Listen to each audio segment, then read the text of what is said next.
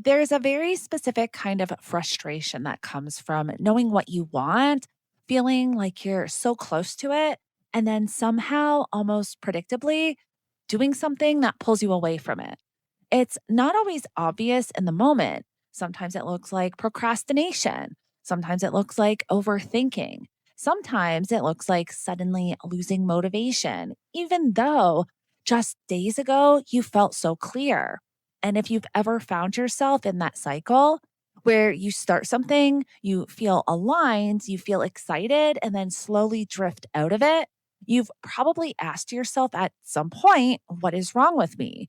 But the truth is, nothing is wrong with you. What you're experiencing could be self sabotage.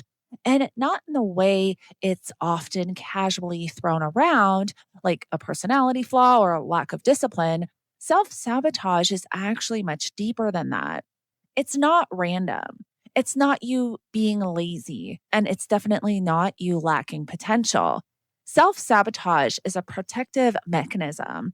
It's something that is trying to keep you safe, even if it ends up keeping you stuck. And once you start to understand that, everything begins to shift because instead of fighting yourself, you start understanding yourself. And that's where real change actually begins. When we talk about self sabotage, what we're really talking about is an internal conflict. There's a part of you that wants to grow, expand, experience more, become more. And then there's another part of you that is wired for familiarity, safety, and predictability. And those two parts don't always agree. In fact, a lot of time, they're in direct opposition because growth by nature requires you to step into something unfamiliar. And your mind, your nervous system, your subconscious interprets unfamiliar as unsafe, even if logically you know it's not. So, what happens is right when you start moving towards something new, something that actually aligns with the version of you you're becoming, your system starts to resist it not because it's wrong for you, but because it's different. And that resistance shows up as self sabotage. And this is where it gets really important to understand the why behind it. Because without understanding the why, it's very easy to fall into self judgment. You start labeling yourself as inconsistent or undisciplined or incapable. But self sabotage is rarely about capability, it's about identity. At your core, you have a self concept, a set of beliefs about who you are, what you deserve, what's possible for you. And most of that was formed long before you became consciously aware of it through experiences, through relationships, through moments where you learned something about yourself, even if it wasn't actually true. And here's the thing your life will always try to reflect your self concept. So if you have a deeper belief that you're not good enough, or that things don't work out for you, or that you have to struggle to receive, then even when opportunities come in, even when things start aligning, there's going to be a part of you that feels uncomfortable receiving it because it doesn't match what you believe is true about yourself. And that's where self sabotage comes in. It's not you consciously deciding to mess things up, it's you subconsciously trying to bring you back into alignment with your identity. And this is why self sabotage can feel so confusing because on the surface, you want something. You say you want it, you think about it, you work toward it. But underneath that, there's a belief that contradicts it. And that contradiction creates friction. And that friction creates behavior that pulls you away from the very thing you're trying to move toward. And it doesn't always show up in obvious ways. Sometimes it's very subtle. It looks like over preparing, but never actually starting. It looks like waiting for the perfect moment. It could look like suddenly questioning something you were once so sure about. It could look like comparing yourself to others and deciding that you're not ready yet. It could also look like distracting yourself when things start getting too real.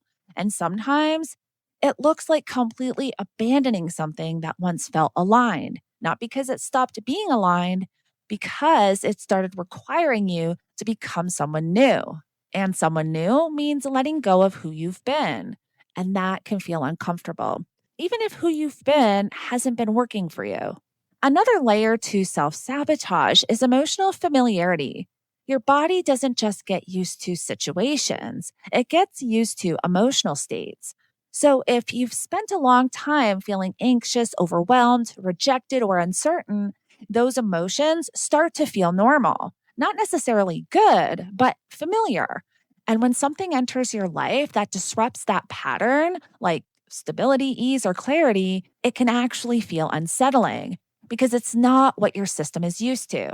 So, what happens is you unconsciously create situations that bring you back to what feels familiar, even if it's uncomfortable, because at least it's known.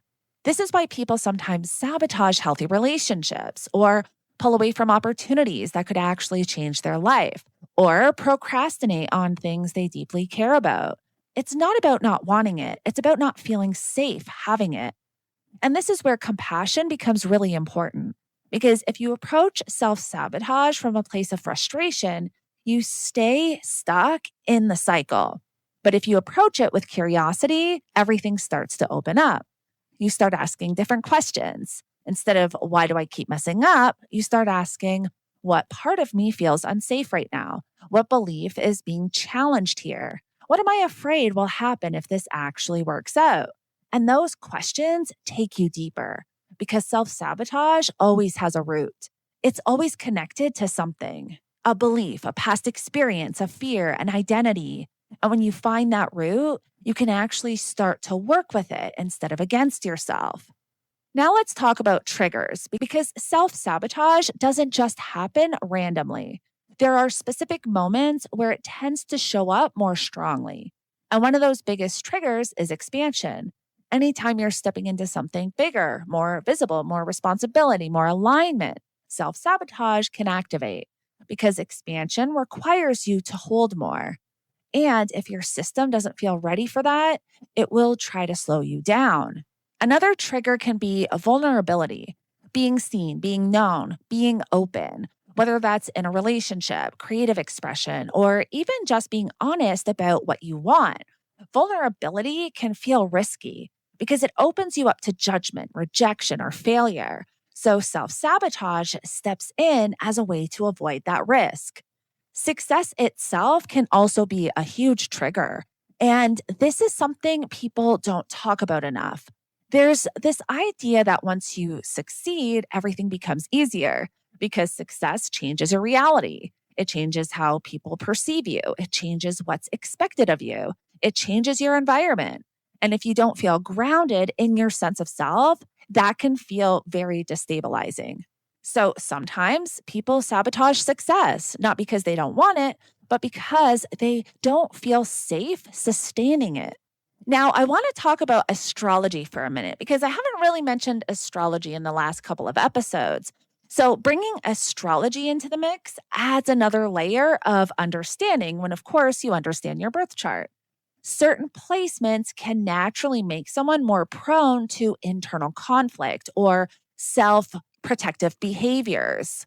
For example, strong placements in the 12th house can point to unconscious patterns that operate beneath awareness. If Mars is in a challenging aspect, this can create internal tension between action and hesitation. Saturn placements often highlight areas where there's fears, restrictions, or a need to build self trust over time. If you have strong water sign energy like Cancer, Scorpio, or Pisces, you may be more emotionally attuned, which can also mean more sensitive to perceived threats or changes. But the key here isn't to label yourself, it's to understand your patterns. Astrology isn't about limitation, it's about developing self awareness. And awareness gives you choice. So, how do you actually start navigating self sabotage? It starts with slowing down your awareness. Because self sabotage thrives on autopilot, the more unconscious the behavior is, the more power it has. So, the first shift is noticing, catching yourself in the moment where you're about to pull away, procrastinate, overthink, or shut down, not judging it, just noticing it and then creating space between the impulse and the action. Because in that space is where your power is. You don't have to immediately act on the urge to avoid. You can sit with it, you can question it, you can choose differently, even in small ways. Another important piece is regulating your nervous system because a lot of self sabotage is actually a stress response. So, practices that bring you back into a sense of safety, breathing, grounding, slowing down, can make a huge difference. Not because they fix the behavior instantly, but because they create a state where you're less reactive and more conscious. You also have to start building a new relationship with discomfort because growth will always feel uncomfortable at first. That doesn't mean it's wrong, it just means it's new. So instead of interpreting discomfort as a sign to stop, you start seeing it as a sign that you're expanding. One of the most powerful things you can start to do is reinforce a new sense of self, not through forcing beliefs, but through small, consistent evidence, showing yourself that you can follow through, that you can handle new experiences, that you can stay when things feel unfamiliar. Because self trust isn't built in big moments, it's built in small ones. And over time, those small shifts compound. You start responding differently. You start staying where you used to leave. You start choosing differently, even when it feels uncomfortable. And slowly, the pattern begins to change. Self sabotage doesn't disappear overnight, but it does lose its grip when you understand it, when you stop fighting it and start working with yourself. Because at the end of the day, the goal isn't to become someone who never struggles. It's to become someone who understands their patterns and knows how to move through them. Someone who can feel the urge to pull back and still choose to move forward. Someone who can hold both fear and growth at the same time. And that's where real transformation happens. Not in perfection, but in awareness, in choice, in showing up differently, even when it's uncomfortable. So if you've been feeling stuck or frustrated with yourself, just know there's nothing wrong with you. There's just something within you that hasn't felt safe yet. And once you start creating that safety within yourself, you don't have to sabotage what's meant for you anymore. You can actually receive it. And that changes everything. Thank you for joining me for another episode of Adeana's Diary. Make sure you follow so you never miss an episode on your favorite platform. Brand new episodes every Wednesday at 9 a.m.